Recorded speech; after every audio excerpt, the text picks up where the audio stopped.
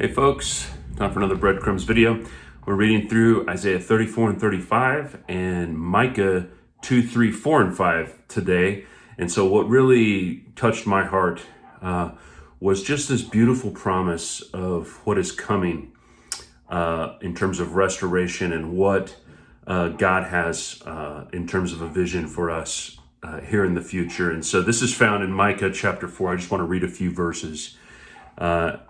It says, in the last days, the temple of the Lord in Jerusalem will become the most important place on earth. People from all over the world will go there to worship. Many nations will come and say, "Come, let us go up to the mountain of the Lord, to the temple of the God of Israel. There he will teach us his ways so that we may obey him.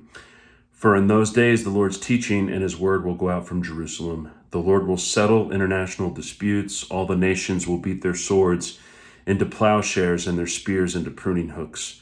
All wars will stop and military training will come to an end. Everyone will live quietly in their own homes in peace and prosperity, for there will be nothing to fear. The Lord Almighty has promised this. Even though the nations around us worship idols, we will follow the Lord our God forever and ever."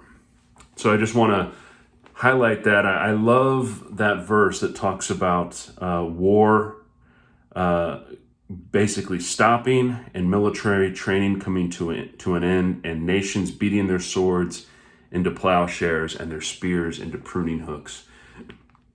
You know, war has been a part of human history since the very beginning. Since Cain killed Abel, there's been bloodshed in the earth, and what a great vision of the Lord ruling and reigning from Zion and settling international disputes, bringing peace to the earth.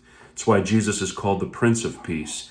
In his kingdom, in his messianic reign, he's going to rule the nations with justice and with beauty and with peace. And we see this here where there's going to be an end to war and bloodshed, and swords will be beaten into plowshares and spears into pruning hooks. And so the earth is going to be stewarded and creation's going to bear fruit, and we will be living in peace. And it says there will be nothing to fear.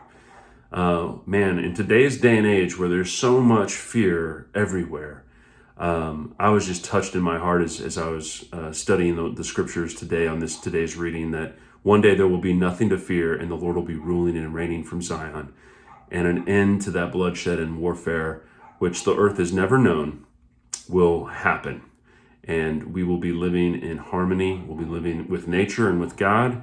We will be in our right place, the right order, where we will be walking with God in relationship, and we'll be subduing and the earth and exercising righteous dominion together with Jesus over his creation. And so what a great day that will be, and we've got to anchor our hope in him and in the future coming, in his kingdom coming, because the governments of this world and the political structures of this world are corrupt and are leading people away from God. And so anyway, I hope that touched your heart today as well. And we'll look forward to talking about more together as we head down the stretch here and head into Bread for the Journey. So God bless you. Have a great day.